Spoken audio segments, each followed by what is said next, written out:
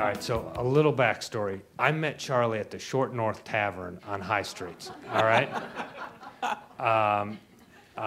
So my dad was wrong. You can do well in a bar. I was just out of law school. I wander in with a person who sees this guy reading the New Yorker magazine alone at the bar, drinking a beer, and she thinks it's hilarious that there's this guy reading a New Yorker in the bar and wants to talk to him.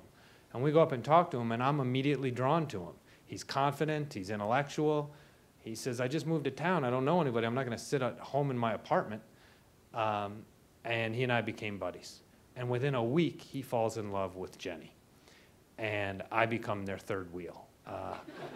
I couldn't get a date, so I was hanging out with them. And you know, I would work late on a Thursday night and track them down at a bar in the Short North. It was seedier back then. At least we claimed that. It wasn't that bad. And they were really, really close friends. And he hid what became their engagement ring in my apartment. And their version of an engagement ring was an Italian tabletop ice cream maker that he bought for her. Because every place we went, people would come up to Jeni and say, you've got to get back in the ice cream business. And Charlie and I didn't know anything about that. We hadn't lived in Columbus when she was in the ice cream business. But she had created this cult following. And he knew she really wanted to get back into it. And he was the perfect yin to her yang. He was methodical and a thinker and could really help formulate ways that they could do that. And so he bought her this tabletop ice cream machine, stored it in my apartment, gave it to her, and they started hosting dinner parties. And she started playing again with ice cream and trying to figure out what she wanted to do. Eventually, I fall in love.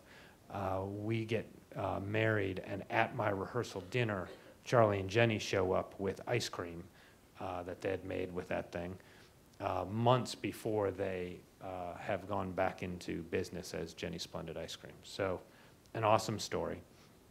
I mentioned I fall in love. We start to have kids. We move to Clintonville. I'm not hanging out in the Short North anymore.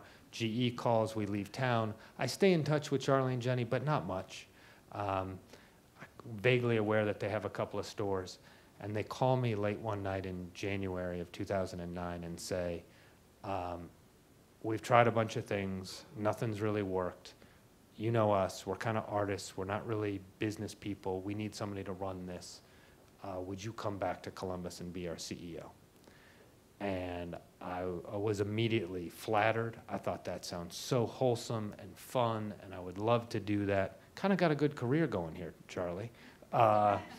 You know, how many stores do you have? Do you need a CEO? Like, what are you talking about? And we spent 6 months trying to figure out what it would mean for me to be a CEO while Jeni's name's on the door, and Jeni's creativity and brilliance is what fuels the business. So how are we going to work together? What happens if we don't agree?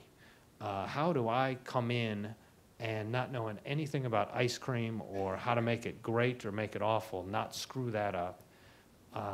And we spent 6 months doing it. And frankly, I lied to myself about how risky it was because I really wanted to do it.